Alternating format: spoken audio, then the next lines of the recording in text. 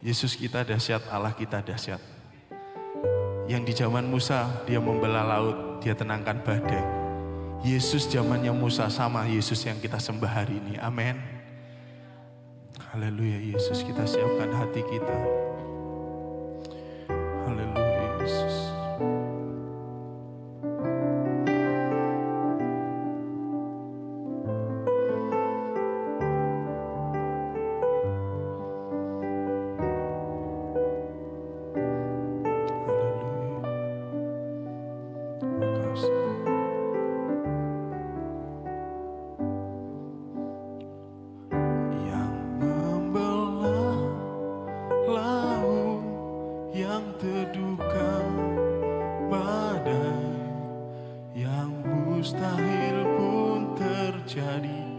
Karena kuasa-Mu yang pegang hidupku, yang buka jalan bagiku.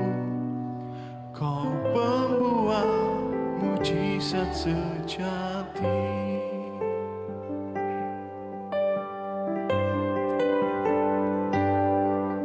Di dalam kelemahanku sempurna kuasa-Mu, hebatnya tantanganku, lebih hebat Tuhanku. Ku berserah kepadamu yang membelah laut, yang teduhkan badai, yang mustahil pun terjadi. Karena kuasa-Mu yang pegang hidupku, yang buka jalan bagiku. Kau pembuat mujizat sejati. Di dalam kelemahanku saya undang Bapak Ibu untuk bangkit berdiri kembali. Di dalam kelemahanku sempurna kuasa-Mu, hebatnya tantanganku, lebih hebat Tuhanku. Ku berserah kepadamu yang membelah laut, yang teduhkan badai, yang mustahil pun terjadi. Karena kuasa-Mu yang pegang hidupku, yang buka jalan bagiku.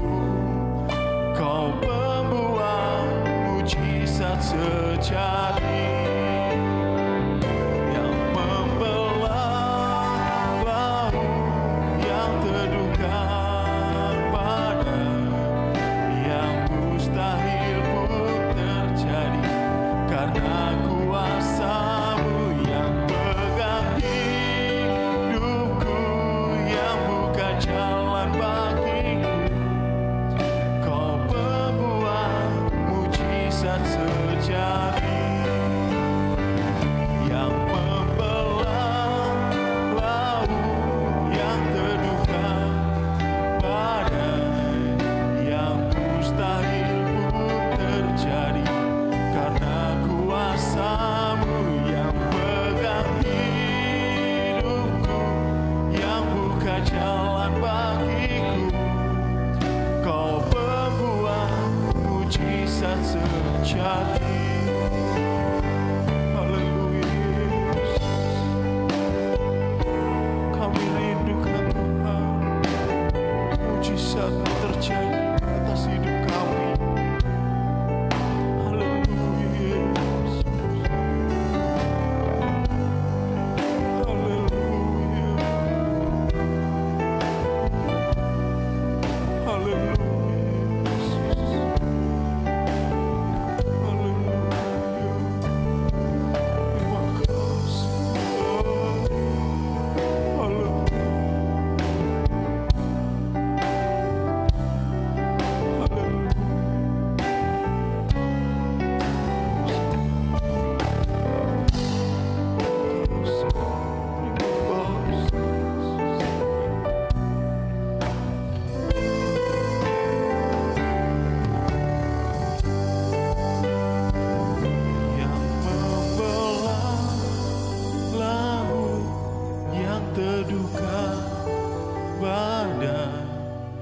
yang mustahil pun terjadi karena kuasa-Mu yang pegang hidupku, yang buka jalan bagiku.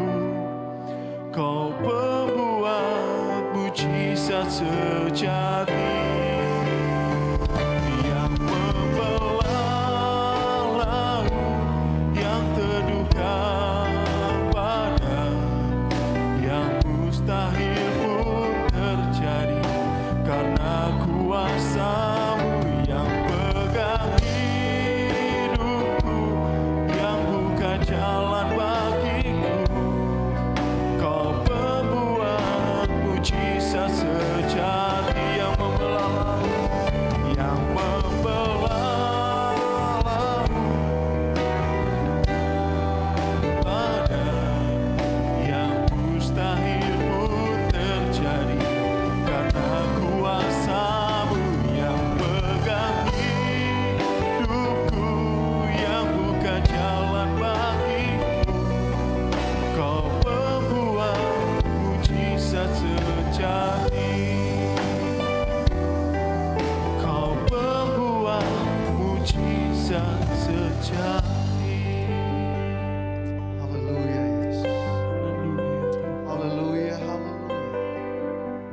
Kasih. Tuhan Yesus, terima kasih Tuhan. Terima kasih Tuhan Yesus. Bila mana kami kembali boleh datang kepada memuji dan memuliakan Engkau. Engkau Allah yang hidup, Allah yang luar biasa. Allah yang pembuat mujizat. Tiada yang mustahil bagimu Tuhan. Terima kasih Tuhan buat kasih karunia-Mu Tuhan. Engkau telah pilih kami, Engkau telah selamatkan kami. Dan kami boleh datang kepada memuji dan memuliakan Engkau. Terima kasih Tuhan. Segala pujian, hormat dan kemuliaan bagimu Yesus. Sebentar kami akan mendengar firman-Mu Tuhan. Singkapkan rahasia firman-Mu Tuhan. Urapi hamba-Mu yang akan menyampaikan firman-Mu. Supaya setiap kami semua yang tempat ini boleh mengerti apa yang menjadi kehendak-Mu dalam hidup kami Tuhan. Jamah setiap pribadi lepas pribadi. Dan berikan kami kekuatan untuk jadi pelaku-pelaku firman-Mu Tuhan. Sehingga nama Tuhan saja yang dipuji dan ditinggikan dalam hidup kami. Terima kasih Tuhan Yesus. Kami mau sambut berkat firman-Mu di dalam nama Tuhan Yesus Kristus. Kami sudah berdoa ucap syukur. Haleluya. Amin. Amin. Puji Tuhan, silakan duduk. Saya berharap tidak ada yang di luar, tetapi ada kursi-kursi di depan ini ya. Kita beribadah sama Tuhan. Saya berhadapan dengan jemaat yang mengasihi Tuhan dan dikasihi Tuhan. Amin. Puji Tuhan, Bapak Ibu Saudara, kalau kita boleh ada sebagaimana kita ada semua karena kasih karunia Allah. Itulah sebabnya pakailah waktu sebaik mungkin ya supaya Tuhan berkenan kepada kita mempersiapkan diri jelang Tuhan hampir datang, tapi juga siapkan diri sebab bisa saja Tuhan panggil kita kapan saja, di mana saja. Saya mengajak kita untuk membaca Amsal 24 ayat yang ke-10. Kalau sudah didapat, sudah bisa berkata amin. Amsal 24 ayat 10, saya membacanya demikian. Jika engkau tawar hati pada masa kesesakan, kecillah kekuatanmu. Bagaimana kalau kita baca bersama-sama saja? 1, 2, 3. Jika engkau tawar hati pada masa kesesakan, kecillah kekuatanmu. Bisa berkata amin. Nah, Bapak Ibu Saudara yang dikasihi Tuhan, kesesakan, kesukaran hidup, himpitan, persoalan dan lain sebagainya bisa saja membuat seseorang tawar hati. Nah, dalam bahasa Indonesia kita mengenal kalau tawar hati bicara tentang kehilangan semangat, ya, kehilangan gairah. Tetapi juga tawar hati bicara tentang saat seseorang sudah menjadi putus asa, ia kecewa, dan saudara-saudara lebih mengarah kepada sikap menyerah. Dan Alkitab berkata, jika engkau tawar hati, jika engkau dalam kesukaran, dalam kesesakan, kehilangan keberanian, kehilangan semangat. Bapak Ibu Saudara, Alkitab berkata, maka kecillah kekuatanmu. Saudara dan saya pasti akan menjadi lemah pada saat Bapak Ibu Saudara dan saya mengizinkan tawar hati, kehilangan keberanian menguasai kita. Nah, Bapak Ibu Saudara, kalau lihat terjemahan asli, maka ayat itu berkata begini, jika engkau tenggelam, jika engkau terbenam, jadi masuk ke dalam dan tinggal di sana. Pada masa kesesakan, terjemahan lain tulis Sarah, bukan Sarai, bukan, tapi Sarah. Itu artinya bisa ditampilkan tulisan itu, kecillah kekuatanmu. Nah, Bapak Ibu Saudara, jika pada masa Sarah itu artinya kesukaran, Sarah itu artinya himpitan, persoalan, maka kecilan, dan kata kecil dalam terjemahan asli ditulis sar. Jadi kalau ada bisa ditulis seperti yang saya mau tadi, maka kita bisa membedakan. Kalau Sarah, maka sar. Kalau Bapak Ibu Saudara dan saya biarkan tawar hati di masa kesesakan, biarkan kita tenggelam di sana, maka kita akan alami kecil kekuatan kita. Saudara-saudara, kata kecil ditulis sempit, ya, sulit bergerak, terbatas kekuatanmu. Jadi lihatlah, pada saat seseorang biarkan dia tenggelam, biarkan dirinya terbenam dalam kesesakan, dalam persoalan, maka yang terjadi adalah kekuatan kita jadi terbatas. Kekuatan kita jadi kecil. Ya, bahkan saya percaya bukan cuma kekuatan kita jadi kecil, kita jadi lemah, bahkan kuasanya seolah-olah terbatas untuk orang-orang yang mengizinkan, yang membiarkan tawar hati menguasainya. Nah, saudara-saudara, itulah sebabnya jangan sampai kita down, jangan sampai kita jatuh, saudara-saudara, jangan sampai kita ambruk, jangan sampai kita terluka, apalagi menjadi rusak oleh persoalan. Dan saya temukan, tidak tahu saudara-saudara pelajaran bahasa Inggris apa itu, saudara-saudara. Lalu saya lihat kok ada kata down, ada kata jatuh, ada kata itu, maka selanjutnya bisa saja saudara-saudara, orang yang jatuh, yang turun ke bawah karena ditenggelamkan persoalan. Maka setelah down saya melihat ada kata breakdown, rusak, putus hubungan, terpuruk dan menangis. Dan kita nanti akan melihat contoh dalam Alkitab, bahkan orang yang luar biasa, yang biarkan dia down, yang biarkan dia turun ke bawah, tenggelam begitu dalam persoalan, dia akan alami putus hubungan. Dia bukan cuma putus hubungan dengan sesama, saudara-saudara, dengan mengisolasi diri, tetapi juga dia putus dengan Tuhannya. Sudah tidak ada kehidupan doa saat itu. Nah, kalau sudah breakdown, saya lihat di catatan itu, saudara-saudara, ada kata bed down. Itu tidur terlelap bukan di tempatnya. Nah, dan ini digambarkan dengan sangat jelas dalam Alkitab. Orang yang sudah membiarkan dirinya dikuasai oleh kesukaran hidup, oleh persoalan, dia tertidur lelap bahkan di tempat lain. Dia bermalas-malasan, dia sepertinya tidak ada gairah untuk kerjakan apa-apa. Dia malas. Nah, kalau sudah malas, saudara-saudara, saya percaya dia sudah tidak bisa berkembang. Dia tidak punya inovasi lagi. Dia sudah tidak berpikir untuk adanya terobosan-terobosan baru di pekerjaan, di pelayanan, dan lain sebagainya.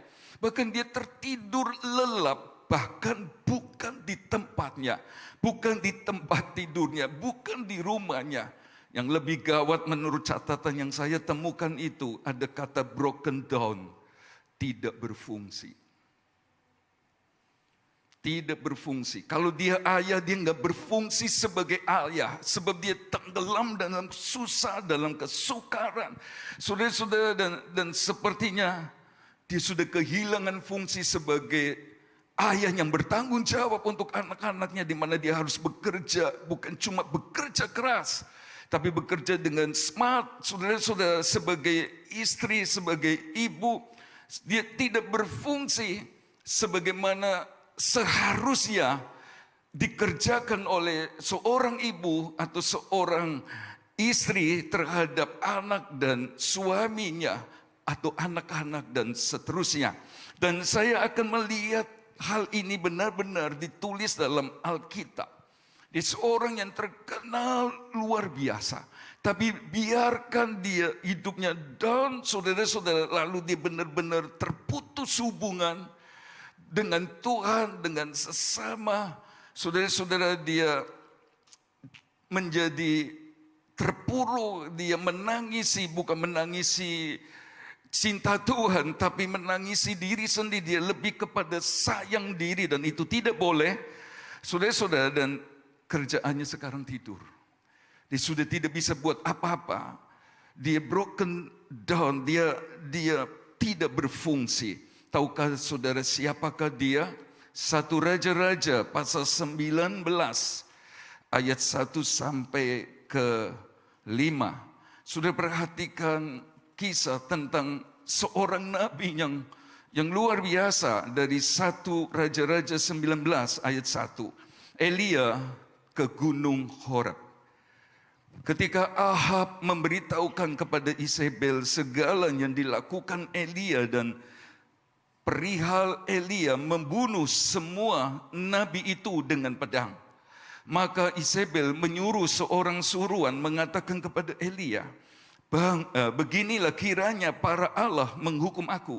Bahkan lebih lagi daripada itu, jika besok kira-kira pada waktu ini aku tidak membuat nyawamu, Elia, sama seperti nyawa salah seorang dari mereka itu.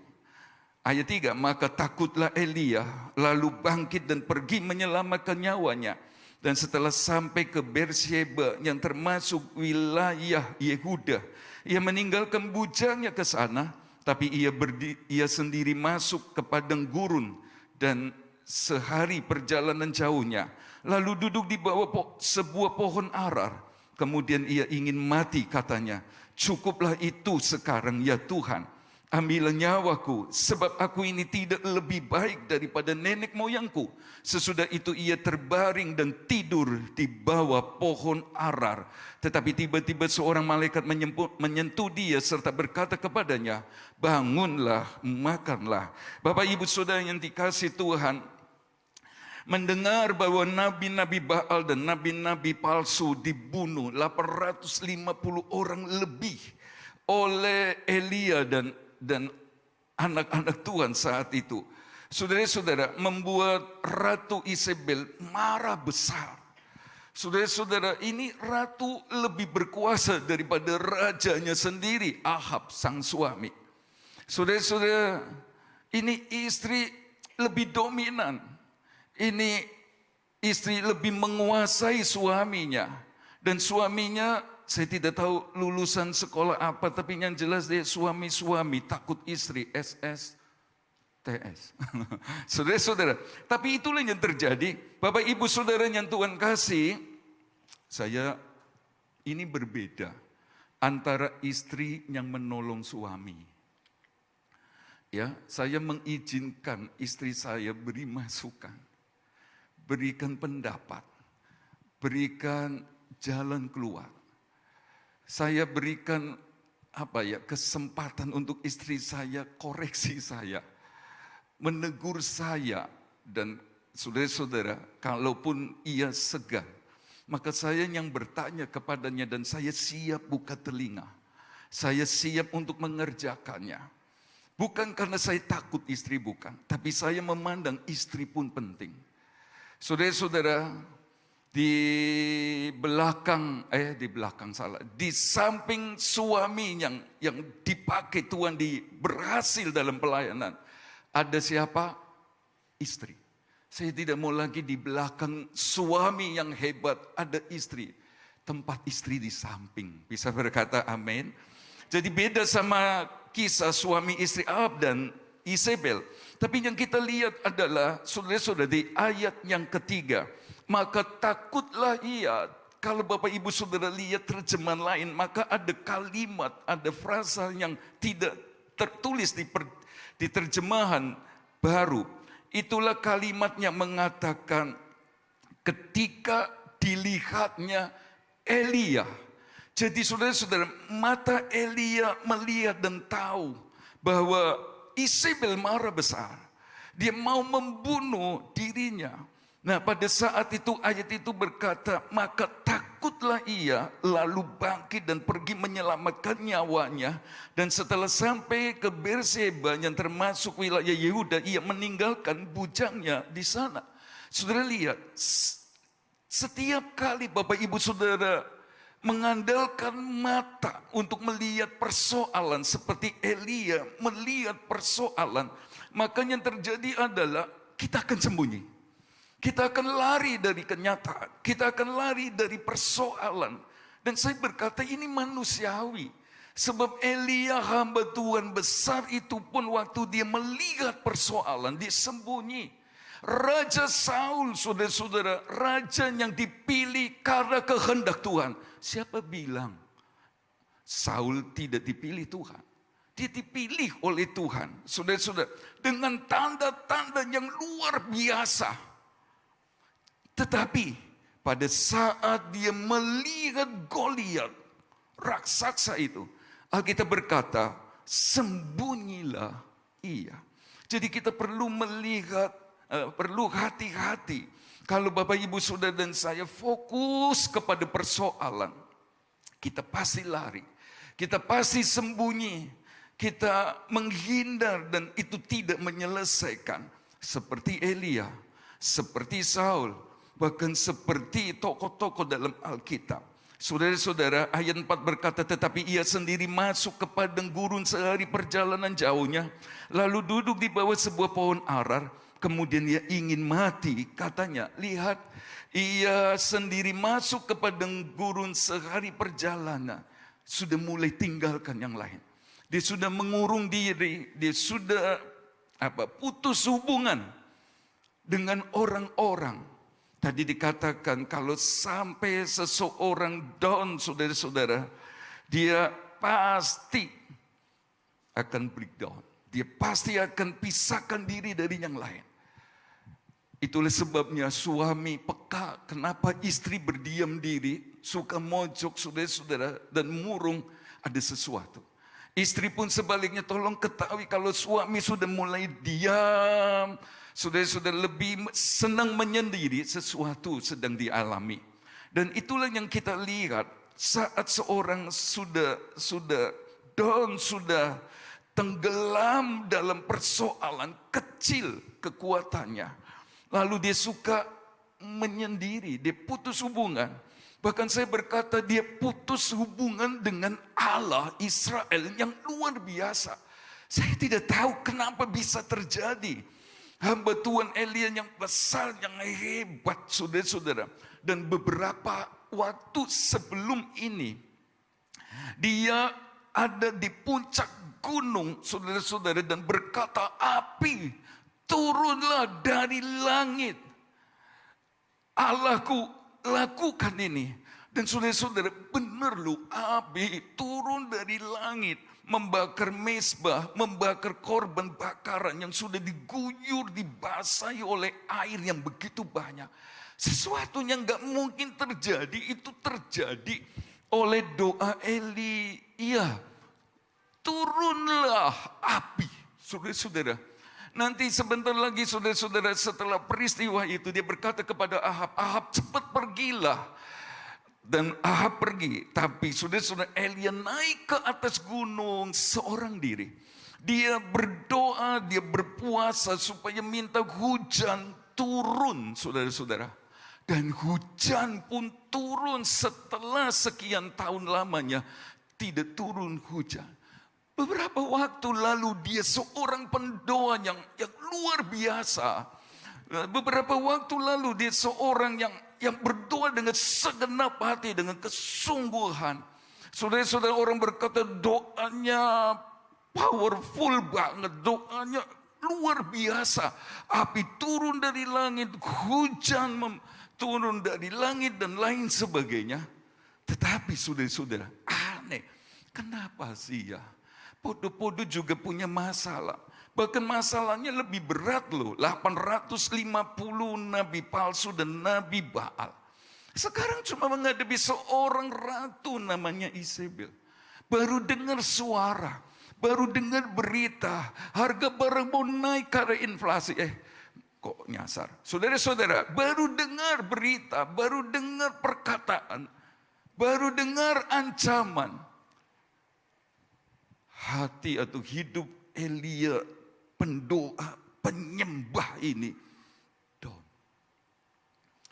Dan kita sudah lihat dia putus hubungan bukan dengan bujang-bujangnya saudara-saudara saja, tapi juga dengan Tuhannya. Dia tidak lagi bisa naik, podo-podo kan naik ke atas gunung dan berdoa. Sama-sama kan lebih baik dia naik ke atas puncak Karmel lagi. Daripada dia harus pergi ke padang gurun. Tapi itulah yang terjadi. Pada saat seseorang tenggelam. Tawar hati itu tenggelam sebenarnya bahasa lainnya. Dalam kesesakan, dalam persoalan. Dia putus hubungan. Jadi saya berani pastikan sesuai firman Tuhan. Kalau sudah tidak ada lagi kesukaan berdoa. Bisa saja kita sedang dalam air yang menenggelamkan kita. Masalah yang menenggelamkan kita. Elia saja yang tukang berdoa sudah enggak punya pikiran. Enggak ingat lagi. Bahkan beberapa waktu lalu Allah itu pribadinya benar-benar nyata berkuasa. Saudara-saudara, tentang janda di Sarfat, Allah mengadakan dengan luar biasa. Sekalipun janda itu meragukan cuma segenggam tepung dan sedikit minyak dalam buli-buli. Itu kami makan setelah diolah roti, lalu kami mati. Tapi Elia berkata, buat dari segenggam tepung itu sedikit roti bundar. Ayo nurut, buatlah untukku. Dan saudara-saudara, janda itu nurut. Dan sesuatu terjadi. Mata Elia lihat sendiri. Karena dia yang berdoa. Roti itu jadi banyak. Dan minyak itu enggak habis. Sampai turun hujan. Tapi sekarang, dia benar-benar tenggelam.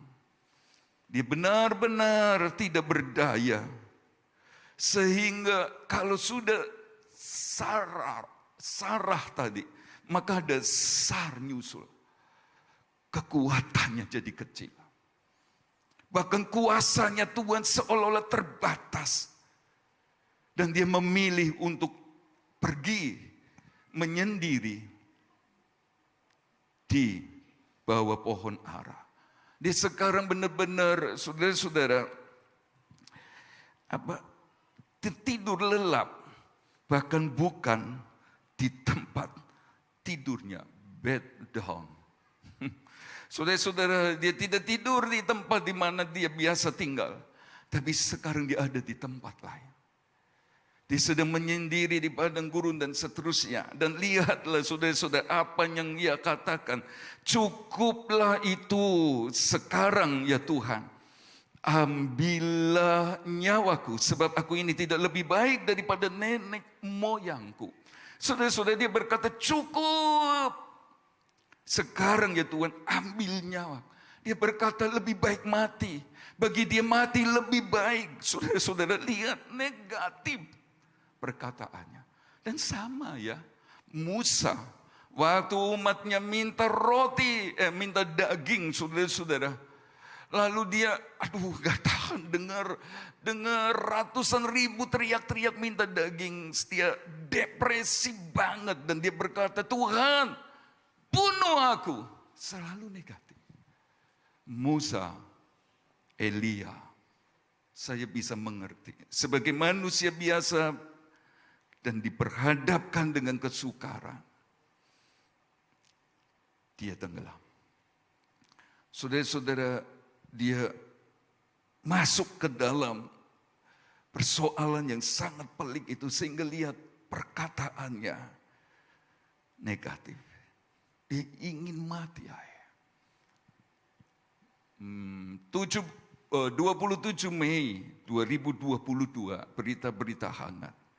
Seorang ibu masih 43 tahun ajak anaknya yang baru 5 tahun untuk bunuh diri. Surat kabar elektronik menulis karena himpitan ekonomi. Agustus 2022 di Tulungagung, tadi di Grobogan, Jawa Tengah, ini sekarang di Tulungagung. Seorang ibu, saudara-saudara,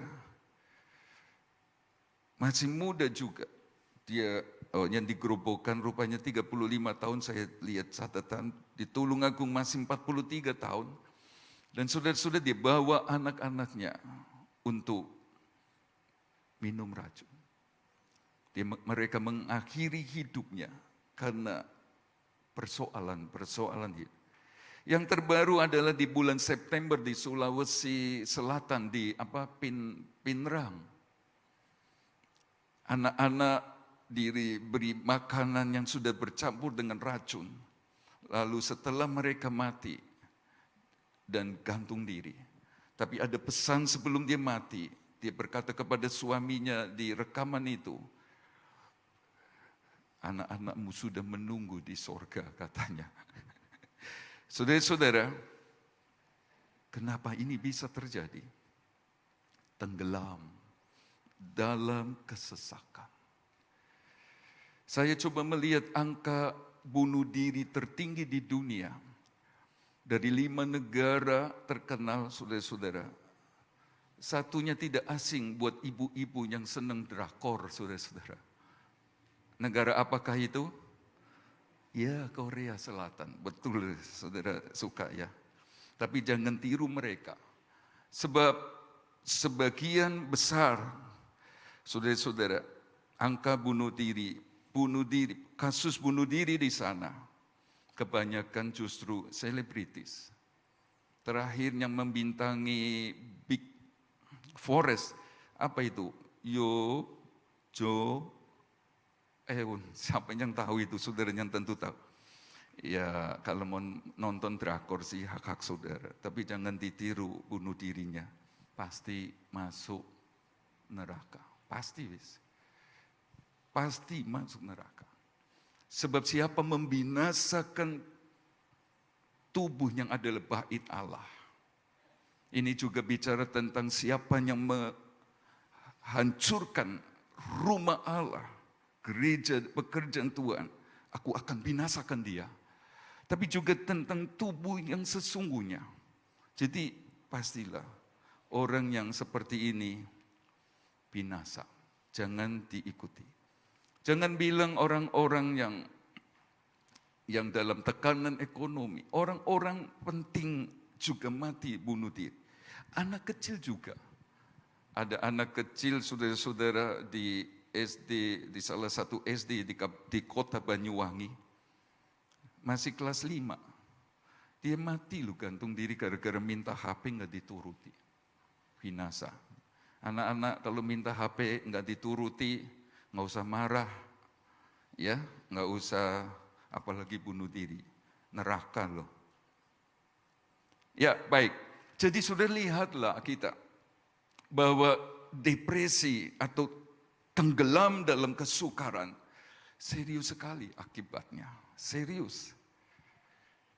Dan ini berbahaya. Itulah sebabnya jika kamu tenggelam saat kesesakan, maka kecillah kekuatanmu. Ya, Bapak Ibu Saudara, pikir perkataannya negatif. Dia juga berkata, sebab aku ini tidak lebih baik daripada nenek moyangku. Dia berkata, aku nggak lebih baik dari nabi-nabi sebelum aku. Tapi inilah yang bahayanya dari kuasa perkataan. Saudara-saudara, Elia cuma ngomong aku nggak lebih baik dari nenek moyangku. Dia nggak ngomong aku nggak lebih baik dari hamba-hamba Tuhan berikutnya. Enggak. Tapi yang terjadi adalah dia memang nggak lebih baik dari yang dulu. Tapi juga dia nggak lebih baik dari hamba-hamba Tuhan yang meneruskannya. Dan itulah Elisa. Sebab menurut catatan 16 kali mujizat terjadi di zaman Elia. Tapi 32 kali mujizat terjadi. Tuhan memakai Elisa. Bahaya. Waktu kita berkata-kata yang negatif. Musa berkata, seorang diri aku nggak mampu. Tuhan panggil 70 orang lainnya. Dan ternyata inilah yang terjadi. Tapi kenapa harus berkata negatif? Sebab dia tenggelam dalam kepicikan, dalam kesukaran hidup. Saudara-saudara, padahal dia pembicara KKR. Dia pengkhotbah luar biasa, hebat sekali.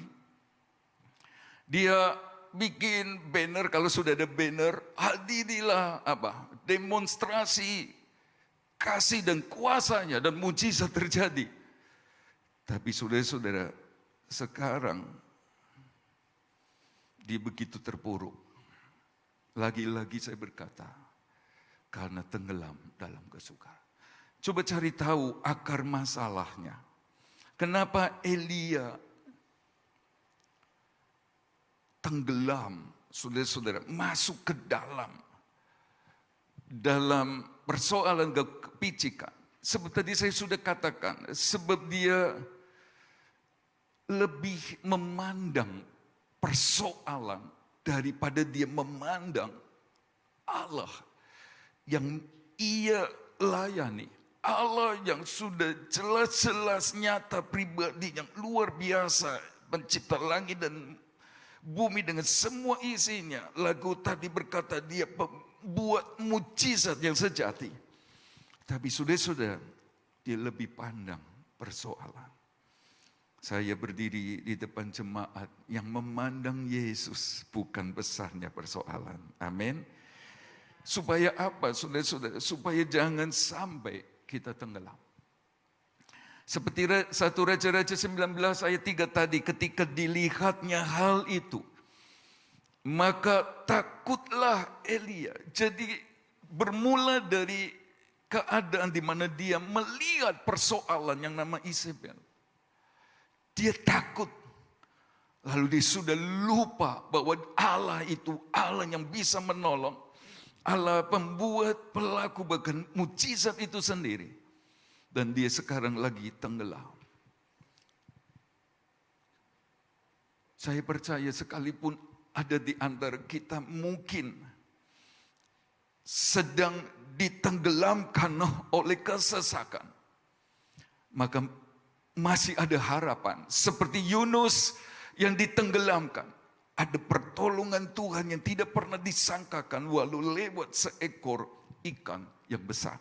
Jadi ada pertolongan bagi Bapak, Ibu, Saudara dan saya yang ada dalam kesukaran. Bisa berkata amin? Jangan seperti Yudas Iskariot yang ditenggelamkan. Kata 1 Timotius 6 ayat 9. Dalam keruntuhan dan kebinasaan tenggelam dia. Karena dia cinta uang. Tapi biar seperti Yunus, Tuhan tolong kita. Saya mengakhiri dengan jalan keluarnya. 1 Samuel 1. Kalau Bapak Ibu Saudara membaca kisah tentang Hana, suaminya namanya siapa? Elkana. Saudara-saudara, dia punya istri Hana dan siapa? Oh, berarti 2 istri boleh. Tidak boleh, saudara-saudara. Kata Musa, karena mereka keras hati maksa. Harus satu dengan satu. Satu suami, satu istri, satu istri, satu suami. Oh, kalau itu boleh dong, tak cerai, nanti kawin lagi. Pokoknya satu-satu tahu. Gak boleh. Gak boleh. Enak saja. Susah saja. Biasanya ngomong enak saja orang. Tapi susah saja. Pasti susah soalnya kalau keadaan seperti ini. Jadi saudara-saudara, lihat Hana ini tidak punya anak keturunan. Tapi apa yang terjadi? Coba lihat 1 Samuel 1 ayat 9 dan 10. Mengapa saya mengambil kisah Hana ini? Sebab lihat ayat 9 dan 10. Pada suatu kali setelah mereka habis makan dan minum di Silo, berdirilah Hana, sedang Imam Eli duduk di kursi dekat tiang pintu bait suci. Ayat 10. Dan dengan hati pedih ia berdoa kepada Tuhan sambil menangis terseduh-seduh. Nah, itulah 1 Samuel pasal yang 1 ayat 9.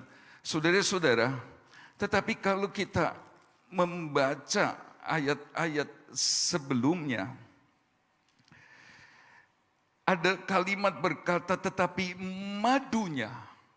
madunya itu penina. Dan kata madu dalam bahasa asli ditulis sara tadi, yang artinya kesesakan, yang artinya konflik, persoalan. Tetapi bahasa Inggris ada beri pengertian, apa itu? Rival wife, istri saingan. Jadi sama, saudara-saudara, jikalau kamu tenggelam dalam kesesakan, sara, itu juga berarti tenggelam dalam kesukaran seperti punya rival wife, seperti punya istri saingan, masalah. Nah itu karena itu saya ngambil solusinya dengan kata yang sama ini. Maka saudara-saudara, sempitlah, kecilah, terbataslah kekuatanmu. Jadi kenapa saudara-saudara, kenapa si Hana berdoa dari tahun ke tahun, gak ada jawaban. Saya percaya doanya asal bunyi. Saudara-saudara, doanya pasti enggak segenap hati. Saya pun yakin kalau Elia berdoa, tapi beda waktu dia berdoanya di atas gunung. Saya percaya dia berkata, Tuhan tolong saya, tapi saudara-saudara, masalahnya dia rasa lebih besar daripada Tuhannya. Itulah sebabnya saudara-saudara, lihatlah Hana dari tahun ke tahun gak ada jawaban. Sebab dia memang ada tenggelam di sara, ada dalam kesesakan. Jadi titik baliknya ayat 9 dan 10. Dia harus ambil keputusan. Ayat 9 berkata, pada suatu kali, itu bicara tentang titik balik. Terjemahan lain berkata sesudah itu. Jadi kalaupun Bapak Ibu Saudara mungkin ada dalam tenggelam oleh persoalan, pasti kecil kekuatan kita, pasti kita lemah.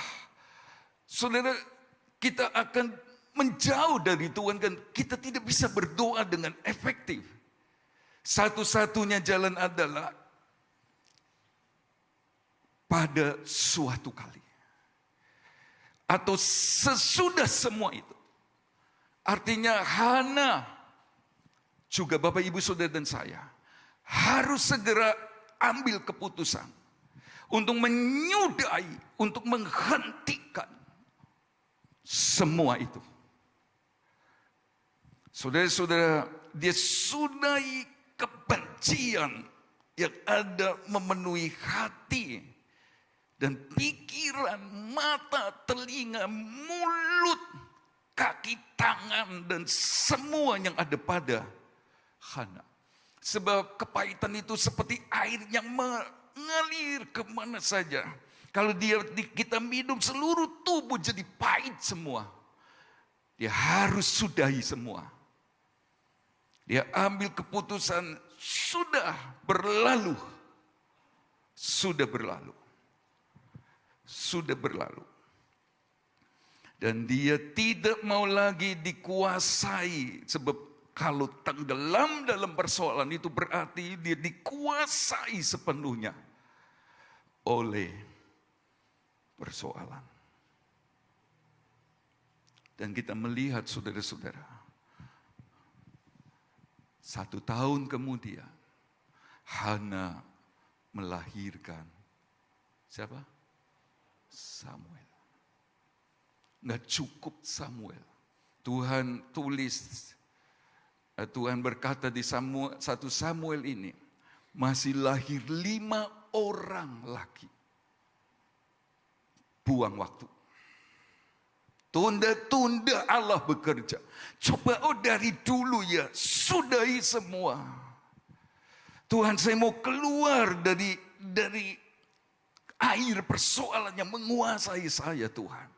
Sekali lagi saya ngerti ini manusiawi. Kalau kita jadi lemah, saya ngerti. Tapi saudara-saudara, coba kalau Hana dulu berkata, "Peskarepmu, pokoknya saya mau jaga hati, saya mau berdoa, saya mau sungguh-sungguh sama Tuhan." Secepat itu dia bukan cuma dapatkan Samuel, tapi 5 orang anak lainnya lah. Allah Bapa, Ibu, Saudara dan saya di dalam nama Tuhan Yesus adalah Allah yang sanggup melakukan jauh lebih banyak dari apa yang dapat kita doakan dan pikirkan. Bisa berkata amin? Ambil keputusan. Saudara-saudara, sudahi semua pada suatu kali. Stop! Saya tidak mau tunda-tunda. Allah yang tidak terbatas itu bekerja bagi saya. Saya pun tidak mau dikuasai lagi, ditenggelamkan lagi oleh persoalan-persoalan yang menyesakan, yang membuat saya kecil kekuatannya. Kalau begitu, tidak pandang besarnya persoalan, harus memandang Tuhan Yesus. Ibrani 12 ayat 1 berkata, karena kita mempunyai banyak saksi, bagaikan awan yang mengelilingi kita. Marilah kita menanggalkan semua beban dan dosa yang begitu merintangi kita dan berlomba dengan tekun dalam perlombaan yang diwajibkan bagi Allah. Ayat 1 berkata, karena kita mempunyai apa? Banyak saksi, bagaikan awan yang apa? Ya, kalau lihat terjemahan lain, saksi bicara tentang mereka yang sudah mati karena Injil, karena Yesus dan lain sebagainya. Tapi saya lebih mengajak kita kepada Keluaran 24 ayat 15. Pada saat Musa disuruh Tuhan naik ke atas gunung Sinai.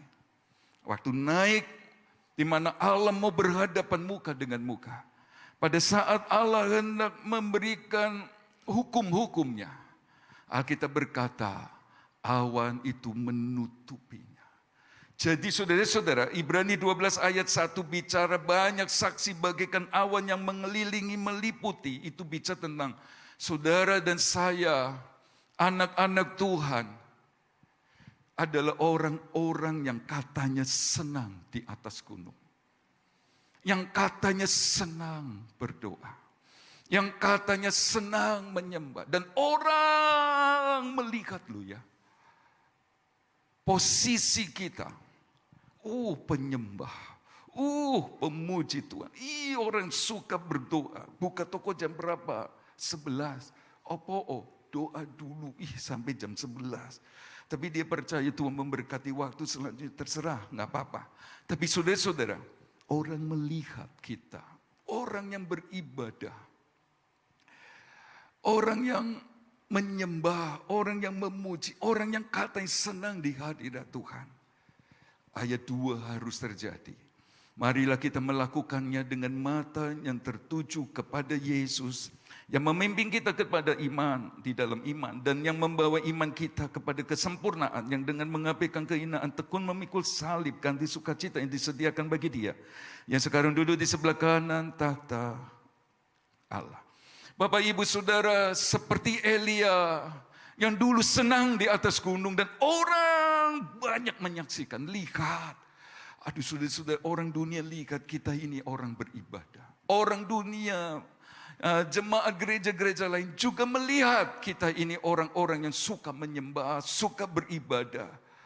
Saudara-saudara, baiklah mata kita tertuju kepada Tuhan Yesus Kristus yang mati di kayu salib untuk pengampunan dosa dan keselamatan jiwa kita. Bisa berkata amin? Sudah pasti menang. Pandang Yesus. Jangan pandang salah orang lain. Jangan pandang kanan dan kiri yang bikin lemah. Jangan. Pandang Yesus. Pandang Dia. Pasti ada persoalan. Gembala juga punya masalah. Jemaat punya masalah. Jemaat diperhadapkan dengan persoalan lain. Omongan orang macam-macam. Gembala pun bisa saja terjadi. Dibegitukan. Di mana-mana.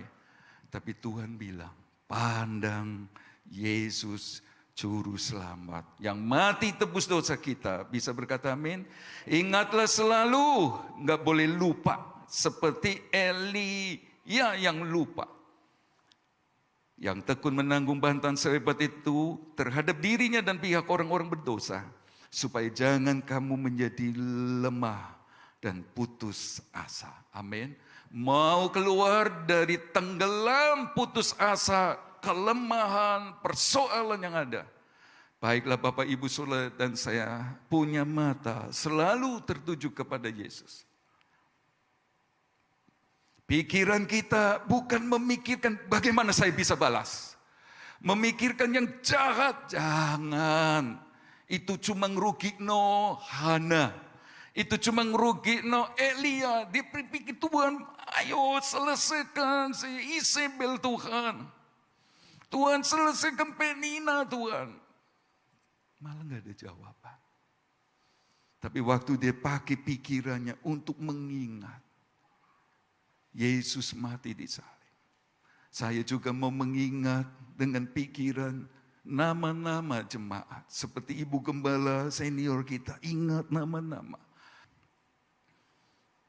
Ayo pandang Tuhan Yesus. Ayo ingat Yesus yang mati di salib. Yang selamatkan kita. Supaya kita tidak seperti Elia. Yang tidak berfungsi. Kalau persoalan menghentikan kita. Bagaimana dengan kemauan Tuhan supaya kita ini berjalan dari terang kepada terang mulia. Gereja yang sempurna. Persoalan sudah bikin kita mandek. Kalau kita ditenggelamkan persoalan, bagaimana kita bisa pikul salib, mandek. Bagaimana kita bisa sangkal diri, bagaimana?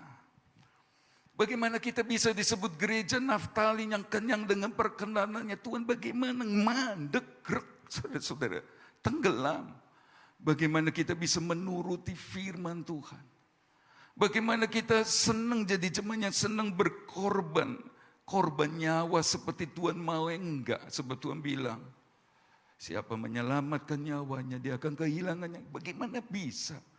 Masih banyak hal yang Tuhan mau dari kita. Itulah sebabnya, jangan ya ditenggelamkan oleh kesesakan. Kalau ada di antara Bapak Ibu Saudara, sedang seperti Elia atau seperti Hana, saya bisa ngerti. Tapi saya coba mau berkata dengan sesungguhnya, Tuhan masih bisa tolong kita. ada kekuatan, ada kuasa yang tidak terbatas bagi kita. Pelayan musik majulah ke depan. Ada nyanyian berkata, mataku tertuju padamu.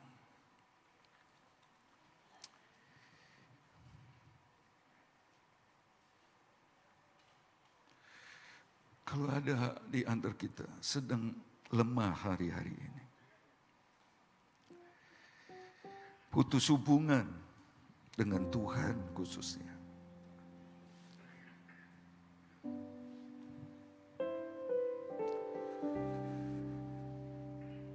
ada Tuhan Yesus mau tolong kita. Mari sama-sama kita berdiri. Mataku tertuju pada. Kalau sudah bisa menyanyi lagu ini tanpa teks, sudah bisa tetap dalam keadaan menyembah Dia.